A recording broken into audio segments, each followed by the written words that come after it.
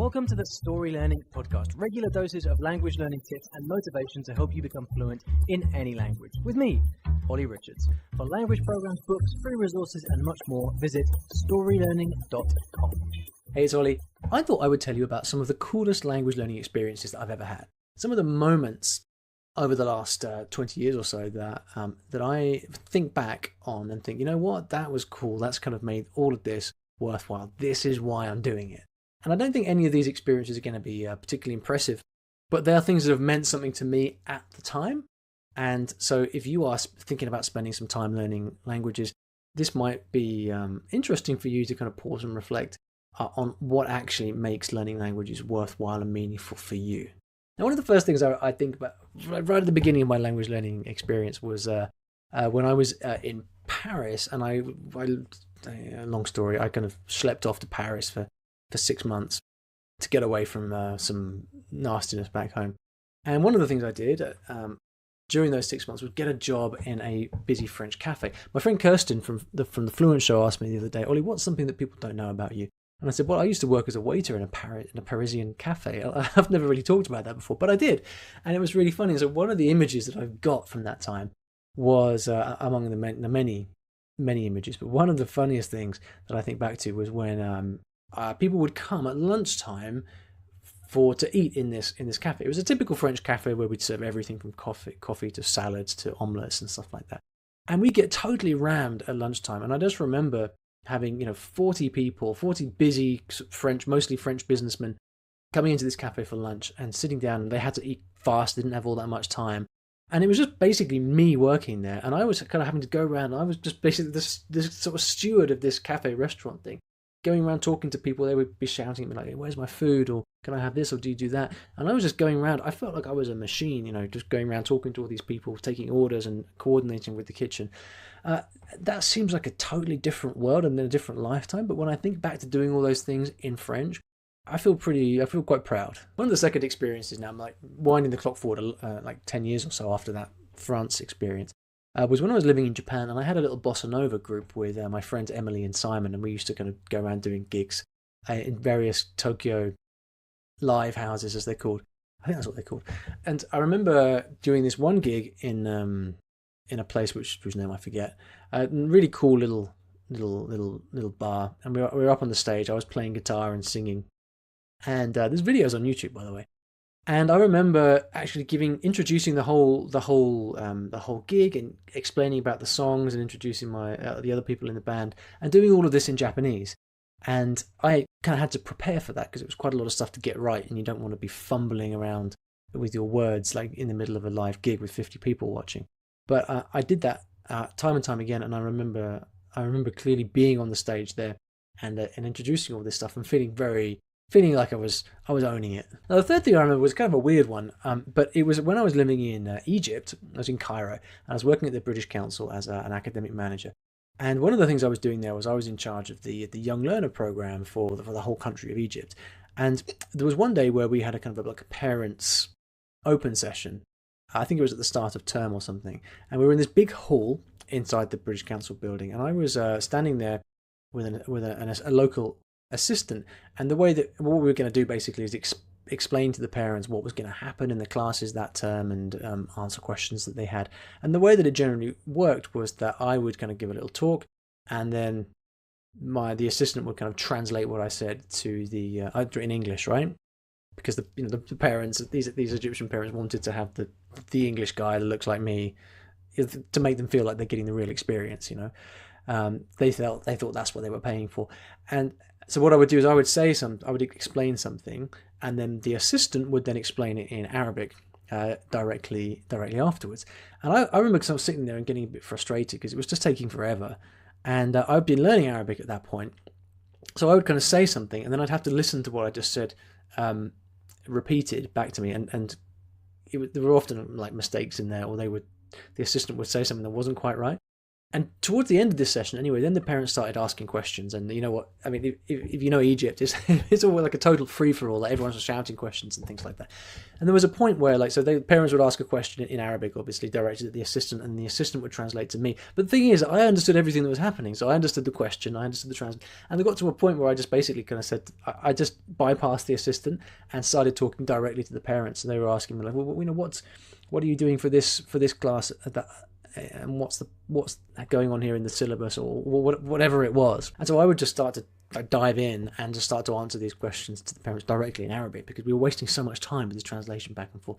And it just got kind of like the complete chaos, because like half of the room started just like saying to each other, "Oh, I didn't know he spoke Arabic," and then when they realized I did, then all these other parents started like piling in and asking all these questions, and I was sort of sitting there fielding this room of 50 or 60 parents, Egyptian parents, all in Arabic.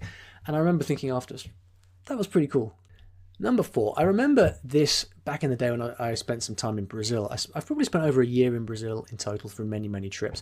And I remember one year I was in this place called Itacaré, which is just south of Bahia on the east coast, kind of north of Rio, south of Salvador.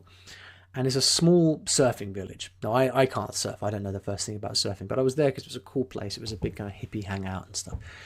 And I spent like 2 weeks there. I think I was traveling with a friend who left and went home, not because of me, just they had to go home, and I kind of stayed there by myself. And I was just, I was on holiday, right? So I would spend a lot of time wandering around the town, and as you do in Bahia in Brazil, you just sit around like just drinking beer, talking to people, getting to know people. And on my last day there in Itacaré, I remember walking through the town, from the beach down through the town to get some lunch or something like that. And I just remember on every street corner there was someone sort of shouting hi to me, like guy up in a window shouting, "Yeah, Olly, tudo bem?" And then, or someone in the shop that I'd bypassed, or someone I'd met earlier on that week. And I was just this feeling of walking through this cool Brazilian like surfing village, just having people sort of saying hi to me on every street corner, and I would just have these little chit chats with them in Portuguese. And I thought, man, this is quite something. The 5th thing I remember is doing a press conference in Spain. So this was when I was still like heavily involved in music, and I was playing in a Brazilian samba band, Samba de Batucada, for anyone who knows, these big kind of carnival groups. Anyway, we went to play in a music festival in Tenerife, in the Canary Islands. And I got there, and on the first day, my friend who was organizing it, this was on the morning that it was about to start, and we were in this kind of in the town hall or something. And he turned around and said to me, "Right, the press conference starts now." And I was like, "What?" "Yeah, press conference. You've got to give a press conference." And so I said, "Well, in English, right?" And he said, "No, you've got to do it in Spanish." What do I talk about? "Oh, just, I don't know, just explain what you guys are doing, what you're playing, whatever." So like 5 minutes later, I walk into this room, and there was a row of like 30 journalists and these seats up on stage. And he kind of took me up on, and I found myself sitting on this stage with like 3 other Brazilian groups, a couple of really famous people as well who were there as part of the festival. And I was like, "What? Hang on, what's going on?" My Spanish was pretty good at the time, but I'd never done anything like this before, and that was a lot of pressure. And so, sure enough, I was sort of sitting there thinking what I was going to say, but before I'd kind of had a chance to think much about it, my friend turned to me and said, "Okay, Olly, do you want to talk a bit about what you guys are doing?" And in that moment, basically it's like you just kind of focus, right? Everything just converges. You have laser focus. And I was sitting there giving this talk in Spanish. It was only a couple of minutes in Spanish to all these journalists, explaining what the music was we were playing, why we were here, what we were going to play, and things that they needed to know about this kind of music. And it was like just a massive adrenaline rush, and I was nervous as hell. But a couple of days later, it actually appeared in the local paper, and I have this printout somewhere of me giving this press conference in Spanish in the Canary Islands in this Spanish newspaper. And I still, I feel proud about that every time I think about it. Now, the 6th thing is one of these things that happens in London a lot. And it happens in multiple languages, but I'm just going to give you one particular example. And this was not so long ago, probably a couple of years ago. I remember walking down. I was in Tottenham Court Road. I was walking from the British Museum down to Tottenham Court Road, And then so I was listening to some stuff on my headphones, and then some girl in the street stopped me and asked me for directions. And she said, do you know how I get to this place? Now, I couldn't really understand what she was saying. Her English was not that good, but I recognized the accent, and she had a Hong Kong accent, a Cantonese accent. And so I just asked her in Cantonese, are you from Hong Kong? And she said, oh wow, yeah. And so I asked her then, to tell me in Cantonese what was it, what she was looking for, and she told me, and I explained to her, and I said, oh, actually, I'm going this way anyway. Come with me together. And she was just like totally blown away, because you as a person from Hong Kong on holiday in London, you don't expect someone that looks like me walking down Oxford Street to turn around and to be able to speak to you in Cantonese. And we had this fantastic chat, and then we were just walking for 5 minutes or so, and then she kind of went off to whatever she was doing, and I think I was going home. But it was one of those moments. This happens fairly regularly in London in different languages, but these are the moments when language learning just becomes part of your daily life, and you can speak to people in their own language, and you know that they've left that interaction thinking to themselves, you know what? These local English people, they're not so bad after all. Some of them even speak my language, and I find that very, very enriching, and these moments, whenever they happen, are very cool. Number 7, the 7th coolest moment that comes to mind was a number of years ago, 2016, I think, when me and my friend Jan went to Thailand, and we went on a 2-week mission to learn Thai. Now, Jan had already learned a bit of Thai in the past. I'd been to Thailand a number of times, but I'd never learnt Thai. I didn't know a single word. I knew how to say hello. That was about it. So we went to Thailand. We stayed in Bangkok, and I had a 14-day project, a 2-week project, and I was learning Thai every single day. And my basic goal was to be able to get by in Thai by the end of those 2 weeks. Now, I recorded all of this, and there's a whole playlist on YouTube showing you what I did every single day.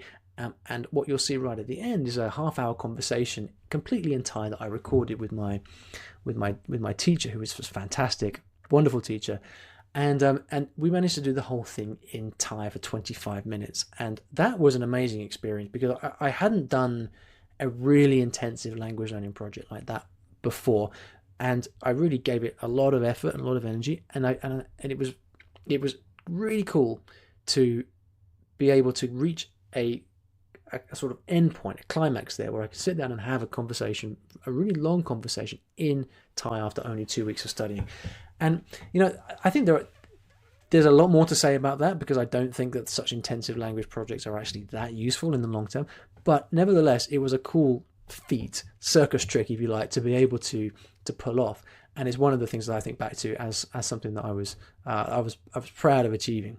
And then finally, the last thing, number 8, when I think back about to everything I've done with languages, it's been great to learn languages, but it's also been fantastic to start my website, I Will Teach You a Language, this YouTube channel, and just to spend my life talking about language learning. It's a huge privilege to be able to do that.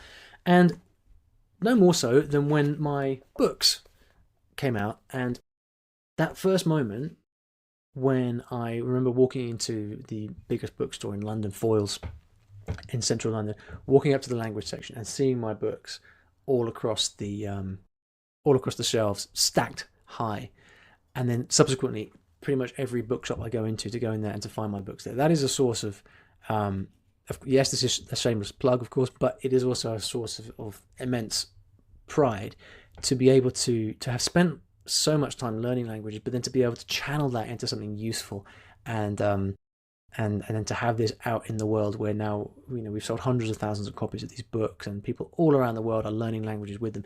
That, for me, I think, out of everything that I've talked about here, is the coolest moment of all, and something that I'm very, very proud of. So there we go, 8 things, 8 very personal things that have really made language learning such an amazing part of my life. Thanks for listening to today's episode. And here at Story Learning, everything that I do is powered by stories, whether that's writing books, teaching lessons, crafting courses. My mission is to help everyone succeed at learning a new language through the power of story. And we now have comprehensive language courses in over 15 languages, from Spanish to French, Korean to Japanese, and across all levels from beginner to mastery. And you can take a 7-day free trial of any of these programs by visiting storylearning.com/courses. I've poured my heart and soul soul into creating these courses over the last 10 or so years, and we've helped tens of thousands of new students achieve their dreams of learning a new language, all through the power of story. So go ahead and take a free trial. There's no commitment. You can try out our method for free. See if this can also be the breakthrough for you that it's been for so many other people. StoryLearning.com/courses.